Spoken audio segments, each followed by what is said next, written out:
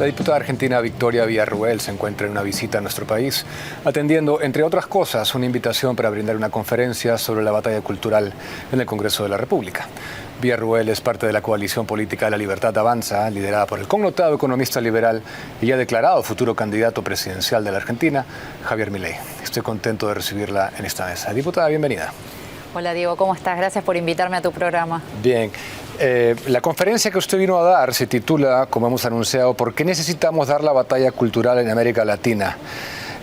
Dado que esa es probablemente la parte más importante de mi trabajo, quisiera yo pensar, quiero empezar la charla preguntándole efectivamente por qué es necesario darla y cómo define usted la batalla cultural. La batalla cultural, en primer término, es la defensa de nuestras ideas, de nuestros valores, de nuestras costumbres, en el caso de Perú, de las comidas, de nuestro sistema de vida.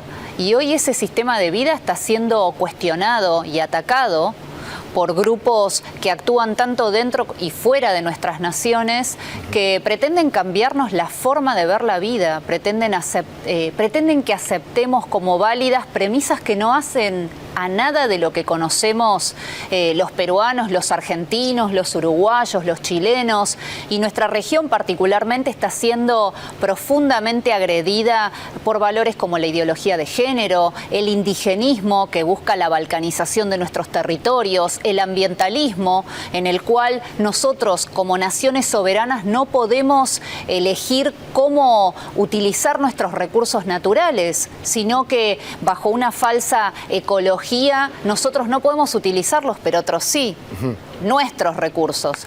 Y nuestra población está en jaque. Y la batalla cultural hay que librarla, no es una batalla económica, es una batalla en el campo de las ideas, en el campo de la política, del derecho, de lo social, ¿por qué no del arte? Y eso es un poco lo que vine a contarles aquí en Perú y que es lo que, en lo que trabajamos y defendemos con Javier Milei y con otros políticos relevantes de la región. Mucha gente cuando comenzábamos a hablar de esto, sobre todo los más jóvenes a quien yo siempre trato de dirigirme, decían que hablábamos de teorías de conspiración, cuando hablábamos de que la cultura era a través de lo cual se infiltraban estas ideologías, entonces era lo que se disputaba y a través de ello se les abría rienda suelta a las facciones más radicales. Pero el progresismo, eso me interesa mucho lo que usted acaba de mencionar, porque la causa cumbre, la causa más connotada del progresismo a nivel mundial es el ambientalismo, que nos culpa básicamente de todo, busca restringir nuestras libertades, pero muchas cosas de las que nos advirtieron no se han cumplido. Yo soy una persona profundamente respetuosa de la preservación de la flora, de la fauna, pero también creo que no podemos hablar de flora y fauna si tenemos a nuestros pueblos viviendo en la más absoluta miseria. Si nuestros recursos naturales, que en el caso de Perú y de la República Argentina son profusos, son ricos, o sea, nuestras naciones son naciones ricas, no podemos elegir cómo explotarlos. Por supuesto, pensando en las nuevas generaciones, pero teniendo presente que son nuestros recursos naturales y son nuestras riquezas y somos nosotros, los nacionales de la nación que sea, los que debemos elegir cómo son explotados y no otros países u otros intereses. Y un poco el ambientalismo está planteando eso, que bajo la ecología nosotros preservemos amplias zonas del mar, amplias zonas de tierra. Y mientras tanto tenemos, en el caso de la República Argentina, más del 40% de nuestra población en línea de pobreza. Entonces es inmoral hablar de soluciones finlandesas, de soluciones escandinavas para países que no pueden darle un plato de comida a su población todas las noches. Sí. Una de sus más recientes intervenciones en la Cámara de Diputados argentina me llamó muchísimo la atención y yo quería compartir con el público ese momento y después obtener su reacción para formularle la siguiente pregunta. Vamos con ese bye, por favor. ¿De qué justicia social están hablando si ustedes son los responsables del descalabro que vive este país, de la miseria que vive el pueblo argentino? Por eso, señores, menos indigenismo, menos lenguaje inclusivo, menos adoctrinamiento de izquierda, menos ideología de género, más dignidad para nuestros ancianos y jubilados. Muchas gracias. Es evidente que, al igual que en Argentina, aquí y en otros territorios estamos en una batalla efectivamente contra la agenda comunista internacional y el socialismo. Pero ¿cuánta responsabilidad atribuye usted al progresismo? La responsabilidad es completa. La izquierda, no solo la izquierda castrochavista, sino la socialdemocracia son responsables de que países ricos vivan en la miseria, de que nuestras naciones no tengan progreso, de que nuestros derechos humanos cada vez se restrinjan más, que la libertad empiece a ser una utopía, que la libertad de expresión no esté garantizada para todos. En definitiva, la izquierda es responsable de un sistema de ideas que solo ha traído pobreza a nuestra región. Ahora, nosotros también tenemos que hacernos responsables. Los que pensamos distinto, los que queremos naciones soberanas, los que queremos justicia, los que queremos verdad, una política de defensa seria, que haya educación y salud en nuestras naciones y que cualquiera que quiera tener un proyecto de vida en nuestros países pueda llevarlo con dignidad y pueda darle de comer a sus hijos todos los días, también tenemos que luchar. Y eso es lo que hacemos con Javier Milei, eso es lo que hacemos con la Libertad Avanza y eso es lo que vengo a plantearle a los peruanos. Hay que luchar, los que pensamos distinto, no podemos seguir indiferentes a lo que está ocurriendo. Hablando de Milei, usted es parte de la coalición La Libertad Avanza, que lidera. Usted fue la número 2 en la lista, él fue el número 1. Esta coalición es una unión entre liberales y conservadores, ¿verdad? Así es. O sea, usted es conservadora. Sí. Y eso... Igualmente te tengo que decir algo, Diego. Si quisiera que me definieran, lo único que querría que se recuerde de Victoria Villarruel es que fui patriota. Nada más. No me interesan las categorizaciones, no me interesan las carátulas. Lo único que me interesa es que amo profundamente a mi país y por ende estoy muy de acuerdo con que los demás amen sus países y los defiendan y los protejan. Y creo que tenemos que luchar todos. Y este movimiento en el que confluyen personas de diferentes ideologías o diferentes matices, lo que busca es eso, que nuestras naciones vuelvan a tener el sitial de honor que merecen. Pero me parece, digamos, desde un punto de vista del estudio de la ciencia política, fascinante esta coalición en el sentido de que hay mucha gente, incluso liberales y conservadores, que se consideran tan enemigos entre sí que dicen que es imposible unirse para derrotar un enemigo comunismo. Hay quienes consideran que son tan enemigos el uno del otro como el comunismo lo es de nosotros. Yo te pregunto, Diego, ¿realmente alguien piensa en forma tan pura en el siglo XXI? ¿Realmente hay una persona que se defina netamente como liberal o netamente conservadora? No, hoy confluimos. Hoy tenemos que acercar las posiciones. Nuestras naciones están en un momento crítico en sus historias y creo que es el momento de acercar posiciones casualmente para abarcar a la mayor cantidad de ciudadanos en lo que tiene que ser un cambio de paradigma y una propuesta nueva. Los paradigmas de la izquierda son el pasado, son arcaicos, han generado la miseria en donde se han regado. Entonces es hora de plantear nuevas ideas, nuevas soluciones. ¿Y cómo las vamos a hacer? ¿Planteándonos cada uno en su fuerte ideológico? No, tendiéndole la mano al similar, al que está cerca, para que tratemos de armar un puente y pasar.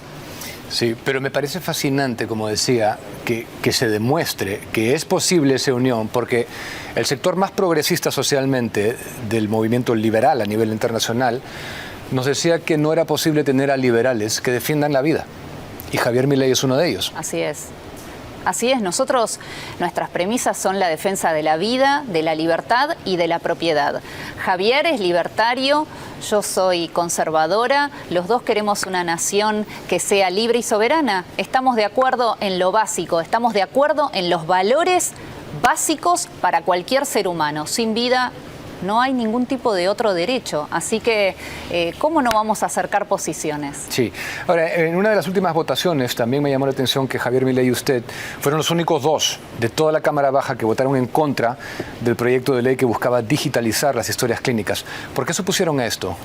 Bueno, el tema de las historias clínicas implica que cada paciente tiene su historia clínica con información a la cual puede acceder no solamente el sanatorio o la clínica, sino que esas historias clínicas tiene acceso el Estado, un Estado que ha sido hackeado en su ciberseguridad en varias oportunidades.